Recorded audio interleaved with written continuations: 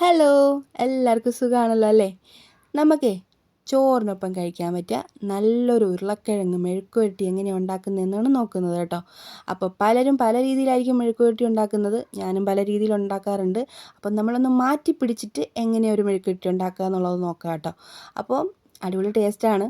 അപ്പോൾ അതിനായിട്ട് നമ്മളിവിടെ ഒരു പാൻ എടുത്ത് അടുപ്പത്ത് വെച്ചിട്ടുണ്ട്. അതൊന്ന് ചൂടായി വരട്ടെ. ചൂടായി വന്നപ്പോൾ അതിലേക്ക് 1 ടേബിൾ സ്പൂൺ വെളിച്ചെണ്ണ ഒഴിച്ച് കൊടുക്കുന്നുണ്ട്. വെളിച്ചെണ്ണ ഒന്ന് നന്നായി ചൂടായി കഴിയുമ്പോൾ അതിലേക്ക് നമുക്ക് 1/2 ടീസ്പൂൺ കടുക് ഇട്ട് കൊടുക്കാം കേട്ടോ. ഇനി കടുകെല്ലാം നന്നായിട്ടൊന്ന് പൊട്ടിത്തെറിച്ച് കഴിയുമ്പോൾ അതിലേക്ക് 2 വറ്റൽമുളക് മുറിച്ചതും 1 തണ്ട് കറിവേപ്പിലയും കൂടി ഇട്ട് കൊടുക്കുന്നുണ്ട്. ഇനി നമുക്കിതിലേക്ക് സവാള ചേർത്ത് കൊടുക്കാം. ഒരു വലിയ സവാള കുനുകുനാന്നരിഞ്ഞിട്ടാണ് ചേർത്ത് കൊടുക്കുന്നത്. അപ്പോൾ ഇതുപോലെ തന്നെ അരിഞ്ഞെടുക്കാൻ ശ്രമിക്കുക കേട്ടോ. ഇനി നമുക്കിതൊന്ന് ഇളക്കി കൊടുക്കാം.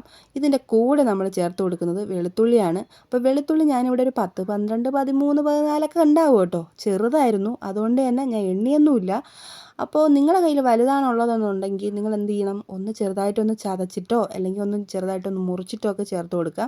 അപ്പം ഞാൻ എൻ്റെ കയ്യിൽ ചെറുതായതുകൊണ്ട് തന്നെ അതുപോലെ അങ്ങ് ഇട്ട് കൊടുക്കുന്നുണ്ട്. പിന്നെ വെളുത്തുള്ളി എത്രത്തോളം നമ്മൾ കൂടുതലിടുന്നോ അത്രത്തോളം നല്ലതായിരിക്കും. എന്തുകൊണ്ടെന്നാൽ നിങ്ങൾക്ക് തന്നെ അറിയാം, ഇത് പൊട്ടറ്റോ കൊണ്ടുള്ള വിഭവമാണല്ലോ. കാര്യം മനസ്സിലായി കാണും. ഇനി ഇത് നന്നായിട്ടൊന്ന് വഴറ്റി കൊടുക്കാം. നമ്മുടെ സവാളയെല്ലാം നന്നായിട്ട് വെന്തും വരണം.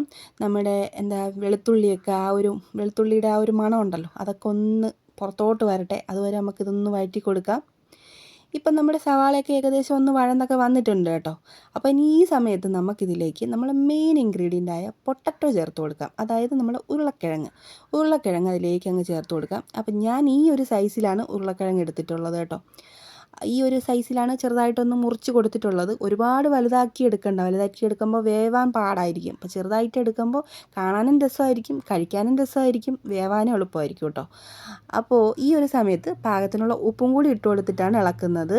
അപ്പം ഞാനിവിടെ ഒരു വലിയ സവാളയാണ് എടുത്തിട്ടുള്ളത്. അപ്പോൾ അതുപോലെ തന്നെ ഉരുളക്കിഴങ്ങും ഞാൻ 2 വലിയ ഉരുളക്കിഴങ്ങാണ് എടുത്തിട്ടുള്ളത് കേട്ടോ.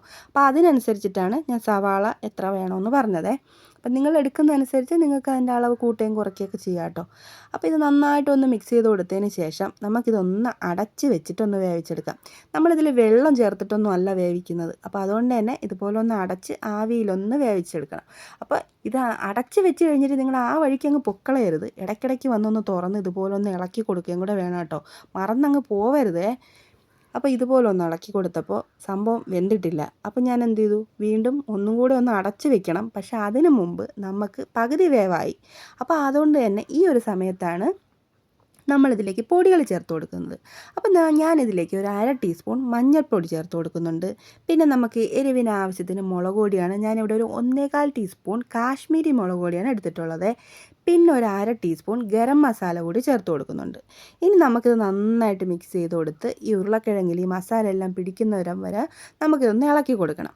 അപ്പോൾ ഞാൻ വേറൊരു കാര്യം കൂടെ പറയാം. കാശ്മീരി മുളക് പൊടി ആയതുകൊണ്ടാണ് ഞാനിവിടെ ഒരു 1/4 ടീസ്പൂൺ എടുത്തിട്ടുള്ളത്. എരിവുള്ള മുളക് പൊടിയാണ് നിങ്ങൾ ചേർത്ത് കൊടുക്കുന്നതെങ്കിൽ 1/2 ടീസ്പൂണോ 3/4 ടീസ്പൂണോ ഒക്കെ മതിയാവും. കാരണം കുട്ടികൾക്കൊക്കെ കൊടുക്കുകയാണെങ്കിൽ നമുക്ക് അധികം എരിവില്ലാത്തതായിരിക്കും നല്ലത്. അപ്പം നമ്മൾ കാശ്മീരി മുളക് പൊടി ഇടുമ്പോൾ അത് ഒരു കളറും കിട്ടും, എരിവും കുറവായിരിക്കും കേട്ടോ. അപ്പോൾ അതുകൊണ്ടാണ് ഞാനത് എടുത്തത്. നിങ്ങൾക്ക് ഇഷ്ടമുള്ളത് ചേർത്ത് കൊടുക്കാവുന്നതാണേ. അപ്പോൾ നന്നായിട്ട് മസാല എല്ലാം അതിൽ പിടിച്ച് കഴിഞ്ഞപ്പോൾ ഞാനിതൊന്ന് അടച്ച് വെക്കുന്നുണ്ട്. ഇനി ഇതൊന്ന് അടച്ച് വെച്ച് നമുക്ക് തീ കുറച്ച് വെച്ച് തന്നെ വേവിച്ചെടുക്കണം. ഇടയ്ക്ക് വീണ്ടും ഇതുപോലെ ഒന്ന് തുറന്ന് നോക്കാം, എന്നിട്ടൊന്ന് ഇളക്കി കൊടുക്കാം. കാരണം നമ്മൾ പൊടികളും കൂടി ഇട്ടതുകൊണ്ട് തന്നെ ഇടയ്ക്കിടയ്ക്ക് ഒന്ന് ഇളക്കി കൊടുക്കണം, അല്ലെങ്കിൽ ചിലപ്പോൾ കരിഞ്ഞു പോകാൻ സാധ്യത ഉണ്ട്. അപ്പോൾ അത് വീണ്ടും റെഡിയായി കിട്ടിയില്ല. അപ്പോൾ വീണ്ടും ഒന്നും കൂടെ ഒന്ന് അടച്ച് വെച്ചിട്ടുണ്ട്. ഇപ്പോൾ സംഭവം സെറ്റായി കാണാം കേട്ടോ. ഒരു 4-5 മിനിറ്റോളം ആയി ഇതുപോലെ അങ്ങോട്ടും ഇങ്ങോട്ടും അടച്ചും തുറന്നും ഇളക്കി കൊടുത്തുകൊണ്ടേ ഇരിക്കുന്നു.